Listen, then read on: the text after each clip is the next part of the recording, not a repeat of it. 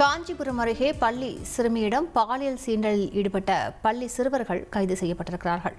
கூடுதல் விவரங்களை செய்தியாளர் தன்ராஜ்கிடம் கேட்கலாம். தன்ராஜ், என்ன நடந்தது? தற்போது அந்த சிறுவர்கள் தொடர்பான முழு விவரங்களை பதிவு பண்ணுங்க.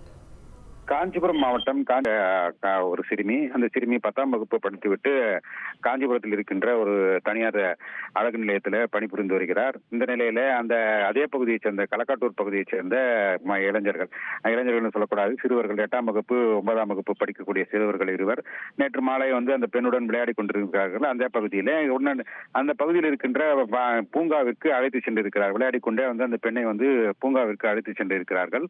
அங்கு ஏற்கனவே ஒரு இளைஞர், 19 வயது இளைஞர் அங்கிருந்து இருக்கிறார். அவர் அந்த சிறுமிக்கு குளிர்பானம் வழங்கியிருக்கிறார். குளிர்பானம் சாப்பிட்டதால் அந்த சிறுமி மயங்கிய நிலையில அந்த சிறுவர்கள் இரண்டு சிறுவர்களும் அந்த இளைஞரும் சேர்ந்து அந்த பெண்ணிடம் பாலியல் சண்டையில் ஈடுபட்டிருக்கிறார்கள். அதனைத் தொடர்ந்து அந்த சிறுமி சிறிது நேரத்திலே மயக்கம் தெளிந்த நிலையில தனது நிலையை குறித்து அறிந்து உடனடியாக தனது பெற்றோரிடம் தகவல் தெரிவித்திருக்கிறார்.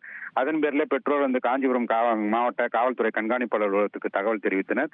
தகவல் தெரிவித்த அடிப்படையில் அனைத்து மகளிர் காவல் நிலைய போலீசார் அந்த வழக்கு பதிவு செய்தனர். அந்த சிறுமியை பாலியல் சண்டையில் சிறுவர்களையும் அந்த இளைஞரையும் விசாரணைக்காக அழைத்து அவர்களை கைது செய்தனர். தொடர்ந்து போக்சோ வழக்கில் கைது செய்து அவர்களை சிறுவர்கள் இருவரையும், பள்ளி சிறுவர்களாக இருப்பதால் 8ஆம் வகுப்பு 9ஆம் வகுப்பு படிப்பதால் அவர்கள் இருவரையும் சீர்திருத்த பள்ளிக்கு அனுப்பி வைத்திருக்கிறார்கள். இந்த இளைஞரை தற்போது நீதிமன்றத்தில் ஆஜர்படுத்தி சிறையில் அடைத்திருக்கிறார்கள்.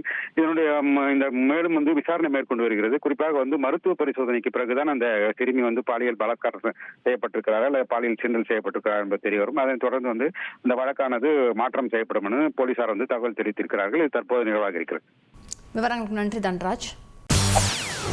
செய்திகளை உடனுக்குடன் தெரிந்து கொள்ள உடனே சப்ஸ்கிரைப் பண்ணுங்க.